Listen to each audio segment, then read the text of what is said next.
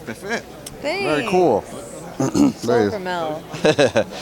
Stephen Correño, KO Art of Sport, right here with the one and only Mikaela. I like to call you Mikaela Mayer. I'm sure you've heard that a lot, right? Yeah. Being in boxing. Yeah, actually, my grandparents retired in Mexico, so we used to go there every year. And yeah, Mikaela. You got Mikaela all the time. Man, we're here. Big fight. Josh Taylor versus Teofimo Lopez.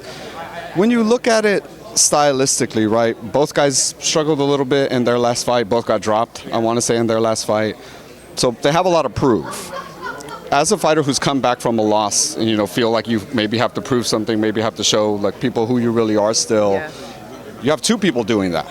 So how does that play out in the ring, do you think?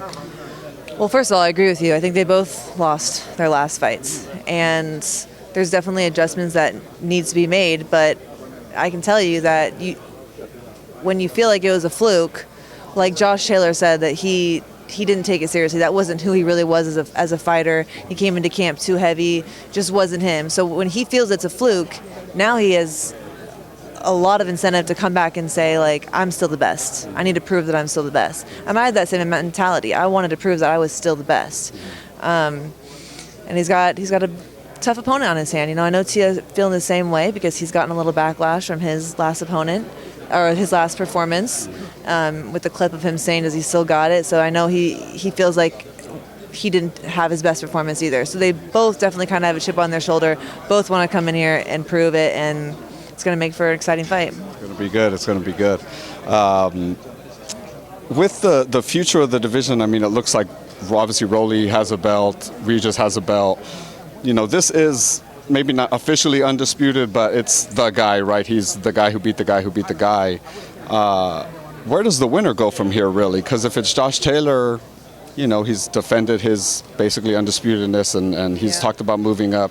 Teofimo would technically have to collect the belts to become undisputed. Where do you think the future goes for either guy?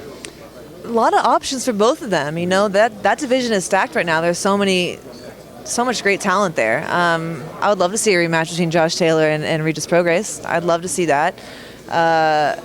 You can see. I know that Devin Haney's looking to possibly move up. And it's kind of like same with the women right now. We're kind of jumping around where we can get the big fights to get those big fights made. So there's a lot of options, but we'll see how it goes. But I would like to see Regis Prograis versus Taylor too. That's a good one. That's a good one. Let's talk about you for a minute. How's 135 feeling? I feel like your body acclimated good. I feel like you look strong. You feel like even in the ring, I feel like it showed. What did you kind of feel the first time out of 135?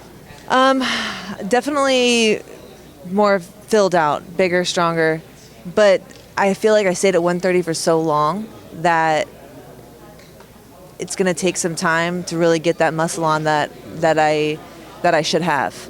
And I work so hard in the gym, and then to go home and not really be able to refuel and eat the proper protein to build that muscle. It's like I was staying slim for so long, and I'm just really excited about letting my body really fill out and being the best version of myself and just seeing where that takes me. So it was only been a few months or less than a year at 135, so I still feel like the best of me is to come, and I don't think it's going to be at 135. I think it's going to be at 140. So because it was still a big cut for me to get to 135 because I just had put on a little bit more muscle in camp, and I'm going to continue to put on that muscle. I feel strong and I feel good, and I want to keep doing that, and I just never want to go back down to 130 never again. Never again. Yeah. No, it looks. You could tell when your body's feeling. You look strong. You know what I mean. Yeah. So it's great to see. I was doing myself a disservice by not letting myself fill out to my natural body type, and I did it because I'm a champ and I wanted to defend my belts at 130, and I had a goal, and it was fine. I felt fine. I just wasn't the best version of myself. Excited to see what that looks like in the future. Just lastly, we saw you. Terence came in, I guess, to Colorado for camp for a little bit. I know you've been been around Terence for some while now with the Olympics and all that. He's finally got it right. We finally got the Errol Spence versus Terence Crawford fight. Just stylistically, how does Terence deal with Errol Spence's pressure and body attack? Errol is really good at closing that space with his jab and digging to the body. It's my favorite thing about him. But that's what he's going to do. That's what he's going to come and do. That's what he does really, really well. Where I think that Crawford has the advantage is you don't necessarily know what Crawford's going to do. You don't know if he's going to come out orthodox or southpaw. Like, you don't, his punches kind of come from different angles. He's not as technically sound as someone like Crawford. Errol Spence, his style. He's more versatile. He can do more things. He's a little bit more elusive and unpredictable to me. So to me, that makes him really hard to train for. Whereas someone like Errol Spence, even though it's a tough fight and he's really good at what he does, it's like you know what to train for. Whereas I think it's a little bit more difficult with Crawford, and that's why I give him the edge.